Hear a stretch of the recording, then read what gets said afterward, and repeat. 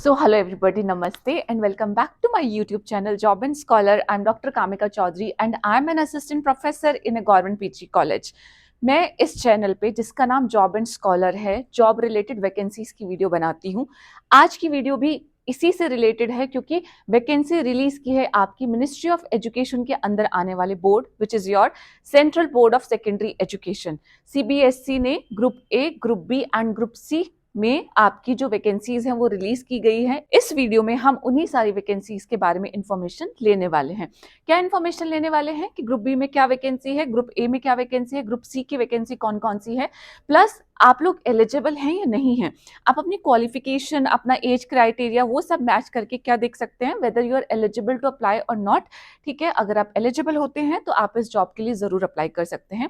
एक बहुत लंबा चौड़ा एडवर्टाइजमेंट है, तो क्या करते हैं फटाफट से वीडियो को स्टार्ट करते हैं जिससे कि हम कम से कम टाइम में इस पूरे एडवर्टाइजमेंट को कंप्लीट कर सके। तो सबसे पहले हम देख सकते हैं कि हमारे पास central board of secondary education CBSE की तरफ से वैकेंसी जो है रिलीज की गई है। ये है वो आपका एडवर्टाइजमेंट। सबसे पहले ग्रुप ए की पोस्ट देख लेते हैं। ये है आपकी ग्रुप ए की पोस्ट। इसमें आपकी कौन कौन सी पोस्ट है, assistant secretary, assistant professor and assistant director in academics, then assistant professor and assistant director in training, same in skill education, then after that account officer। ठीक है, तो ये आपकी 5 पोस्ट हैं जो आपकी ग्रुप ए के अंदर आती हैं। पांचों ही पोस्ट में जो पे लेवल है वो कितना है, पे लेवल 10 है। ठीक है, उसके बाद आपका हर एक पोस्ट के सामने मैक्सिमम एज लिमिट भी लिखी हुई है। क्या क्या, जैसे असिस्टेंट सेक्रेटरी में आपकी मैक्सिमम एज लिमिट कितनी हो गई, 35 इयर्स।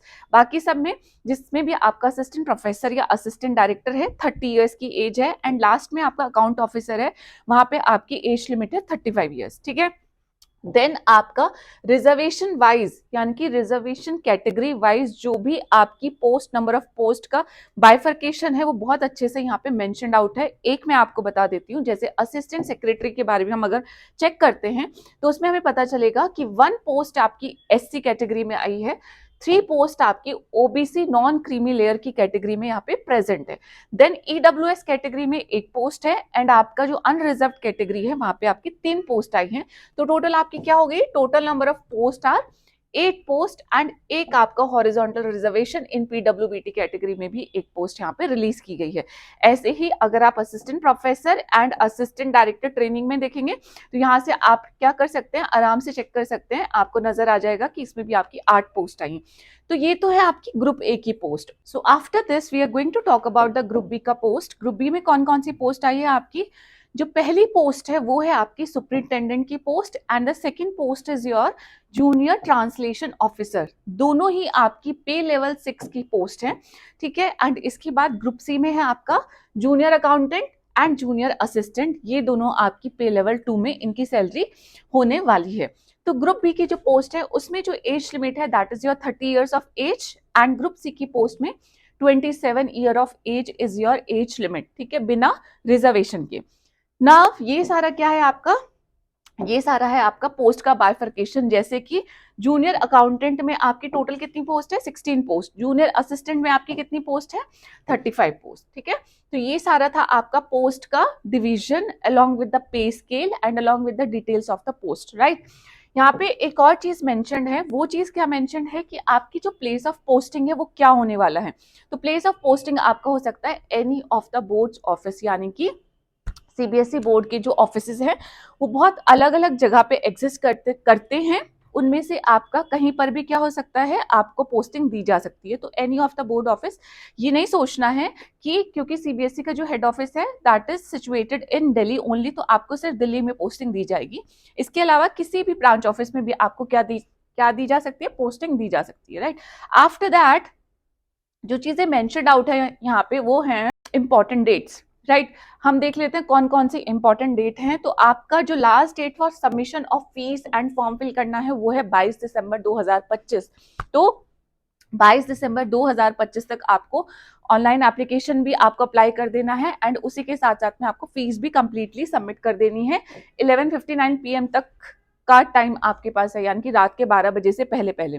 ठीक है, इसके बाद जितने भी कैंडिडेट्स रिजर्वेशन कैटेगरी से बिलोंग करते हैं उन लोगों के लिए हम देख सकते हैं कि अपर एज लिमिट का रिलैक्सेशन कितना होने वाला है। फॉर एग्जाम्पल जो टेबल अभी हमने देखी थी उसमें मैक्सिमम एज लिमिट क्या लिखी थी, 30 ईयर्स लिखी थी। तो अगर कोई SC ST कैंडिडेट है उसके लिए कितना हो जाएगा एज लिमिट, 5 साल और ऐड हो जाएंगे। यानी कि अगर SC ST कैंडिडेट 35 ईयर्स की एज का भी है then also he will be eligible to apply for this particular post. तो आप अपनी एज में अगर आप कैटेगरी से बिलोंग करते हैं तो ये सारे नंबर ऑफ ईयर्स क्या कर लेंगे, ऐड कर लेंगे।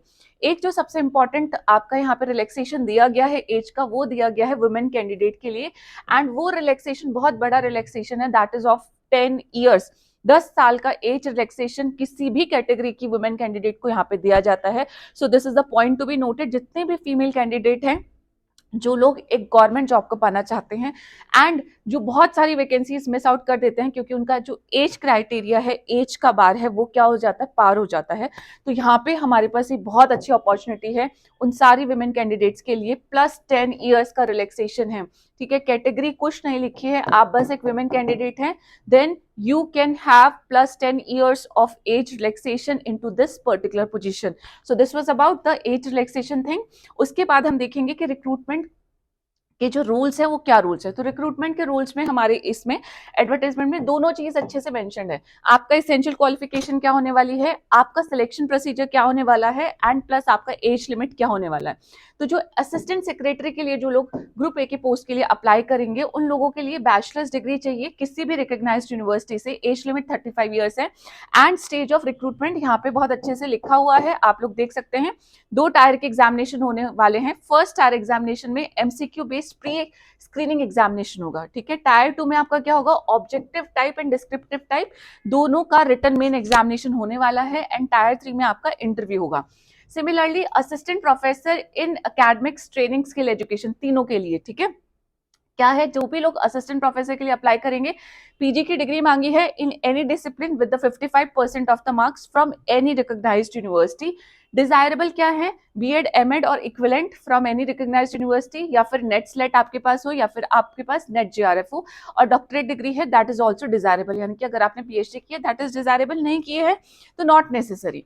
राइट, एज लिमिट कितनी है, 30 years of age is the age limit. Stage of recruitment में क्या है, टायर 1 में MCQ बेस्ड आपका पहला टेस्ट लिया जाएगा स्क्रीनिंग के लिए जिस एग्जामिनेशन को यूज किया जाएगा। टायर 2 में ऑब्जेक्टिव टाइप क्वेश्चन आएंगे और डिस्क्रिप्टिव टाइप क्वेश्चन भी आएंगे, एंड टायर 3 क्या है, आपका इंटरव्यू है। ठीक है, देन हमारे पास क्या है, अकाउंट ऑफिसर की पोस्ट है, उसमें भी बैचलर्स डिग्री मांगी गई है। आप स्क्रीनशॉट ले सकते हैं, सब में bachelors degree in commerce, accounts, finance, business studies, economics. अगर आपके पास बैचलर्स डिग्री नहीं है तो आपके पास PG होना चाहिए economics, commerce, accounts, finance, business studies में। ठीक है, बैचलर्स में अगर नहीं भी था कॉमर्स, PG में अगर इसमें से आपने किसी भी सब्जेक्ट में PG किया है तो भी एलिजिबल हो, और अगर अगर MBA किया है फाइनेंस, चार्टेड अकाउंट या ICWA में, then also you are eligible. Desirable में ये सारी चीजें अकाउंट ऑफिसर के लिए।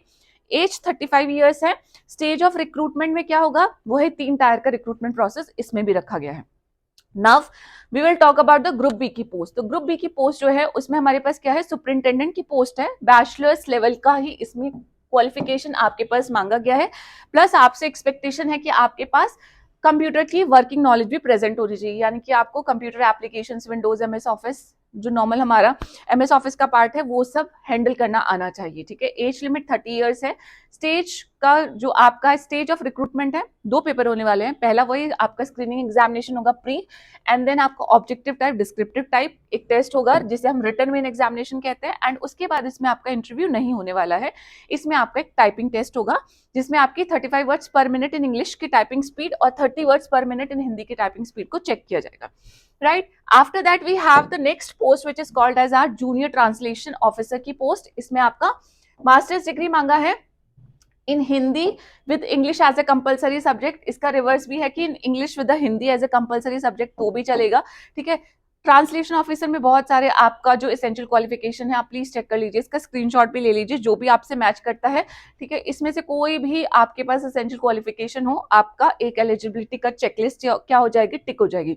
एज लिमिट 30 ईयर्स है, एंड रिक्रूटमेंट के प्रोसेस में 2 आपके रिटन एग्जामिनेशन होने वाले हैं, एक MCQ बेस्ड एंड एक ऑब्जेक्टिव टाइप बेस्ड। इसमें आपका थर्ड पोर्शन कुछ नहीं है, ना आपका कोई टाइपिंग टेस्ट है और ना ही आपका कोई इंटरव्यू है। नेक्स्ट है हमारे पास ग्रुप C की पोस्ट, जिसको हम बोलेंगे जूनियर अकाउंटेंट की पोस्ट। ठीक है, ये पोस्ट आपकी 12th क्लास पास अगर आपने की है, ठीक है, उस बेसिस पे आपकी पोस्ट है। आपके पास सब्जेक्ट होना चाहिए accountancy, business, economics, commerce, entrepreneurship, finance, business administration, taxation, cost accounting and so on. And उसी के साथ में आपके पास एक टाइपिंग स्पीड भी होनी चाहिए इंग्लिश एंड हिंदी की रिस्पेक्टिवली। एज लिमिट कितनी है? 27 years. And stage of recruitment में टाइपिंग टेस्ट भी होगा along with the tyre 1 screening वाला एग्जामिनेशन, एंड टायर 2 आपका होगा OMR base plus descriptive type का रिटन एग्जामिनेशन, ठीक है। देन लास्ट हमारे पास पोस्ट है जूनियर असिस्टेंट। इसमें similar type of the qualification मांगी गई है। एज लिमिट 27 साल ही है। स्टेजेस ऑफ रिक्रूटमेंट में MCQ बेस्ड क्वेश्चंस आएंगे। पहले आपका जो टायर 1 एग्जामिनेशन होगा, एंड टायर 2 में सिर्फ डिस्क्रिप्टिव टाइप का रिटन मेन एग्जामिनेशन यहाँ पे रखा गया है। एंड उसके बाद में आपका क्या है, एक टाइपिंग टेस्ट भी रख दिया गया है। 35 वर्ड्स पर मिनट इन इंग्लिश में टाइप करने हैं एंड 30 वर्ड्स पर मिनट इन आपको हिंदी में टाइप करने हैं यहाँ पे, ठीक है। नाउ ये सब चीजें इस पूरी टेबल में आपका एज से लेके, आपका इसेंशियल क्वालिफिकेशन से लेके, एंड आपका स्टेजेस ऑफ रिक्रूटमेंट जो है, वो सारी चीजें यहाँ पे डिस्कस कर दी गई है। तो आप जिस भी पोस्ट के लिए अप्लाई कर रहे हैं, फटाफट से टेबल ओपन अप करके आप चेक कर सकते हैं, ठीक है। देन हम इसके बाद बात करेंगे एग्जामिनेशन फीस की, कि एग्जामिनेशन फीस कितनी रखी गई है। तो सबसे पहले SC ST PWD ex serviceman और विमेन कैंडिडेट ग्रुप ए की पोस्ट के लिए अप्लाई कर रहे हो तो टोटल 250 रुपीज आपको पे करने हैं। ग्रुप बी में भी 250 एंड ग्रुप सी में भी 250 है। तो reservation category candidate along with the women candidate 250 रुपए की फीस पे करनी है किसी भी ग्रुप की पोस्ट के लिए आप अगर अप्लाई कर रहे हैं। For unreserved OBC and EWS candidate group A 1750 आपको पे करना पड़ेगा। ग्रुप बी वालों के लिए 1050 फीस रखी गई है एंड ग्रुप सी वालों के लिए आपकी 1050 ही फीस रखी गई है। तो ये आपकी फीस है, ठीक है। अगर ग्रुप ए में आप अप्लाई करते हैं तो फीस आपकी 1750 रुपए है, जो कि तीनों ही मुझे बहुत ज्यादा फीस लगती है, ठीक है। उसके बाद मोड ऑफ पेमेंट, आपको जब आप फीस पे करेंगे तो ऑब्वियसली आपको ऑनलाइन ही पेमेंट करना पड़ेगा। आप ऑनलाइन पे कर देंगे एंड इसका जो भी आपका लिंक है, PDF का लिंक, आपका अप्लाई ऑनलाइन का लिंक आपको कहाँ मिल जाएगा? डिस्क्रिप्शन बॉक्स में। वीडियो के नीचे जो बॉक्स होता है ना, क्लिक करोगे डॉट डॉट डॉट पे तो डिस्क्रिप्शन बॉक्स खुल के आ जाता है। वहाँ पे बहुत सारी इन्फॉर्मेशन भी प्रेजेंट होती है, जिन लोगों को नहीं पता है वो समझ ले। उसके बाद पूरा अच्छे से आपका स्कीम ऑफ एग्जामिनेशन इस PDF में आपका दिया गया है, ठीक है। जैसे हमारा पहला कौन सी पोस्ट थी? असिस्टेंट सेक्रेटरी की पोस्ट थी। उसमें हम देख सकते हैं कि आपका जो ऑब्जेक्टिव टाइप टायर 1 में पेपर आएगा, उसमें कौन कौन से सेक्शन आने वाले हैं।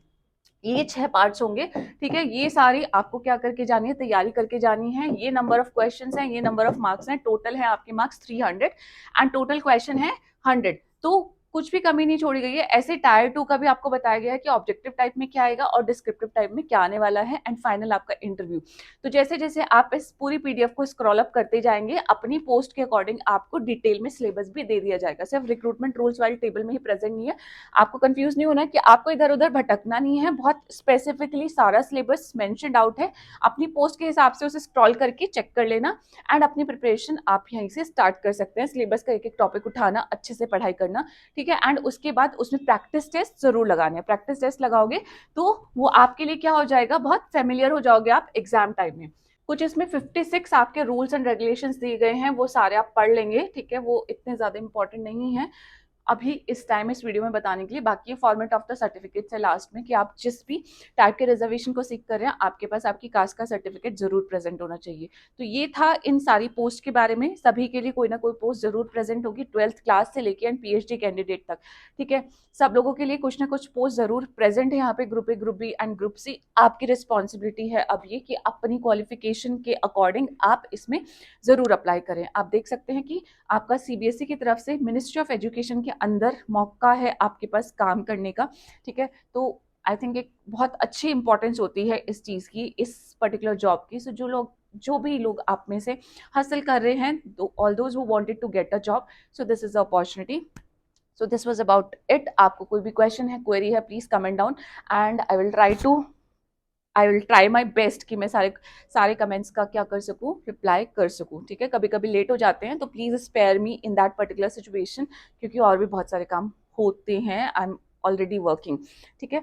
सो this was about this vacancy. Next video में ट्राई करूंगी कुछ एक नए तरीके की वैकेंसी को लाने की, जो आप लोगों में किसी ना किसी से जरूर सुटेबल होगी, ठीक है। टिल देन अपना ध्यान रखिएगा। जय हिंद, नमस्ते, बाय बाय, थैंक यू।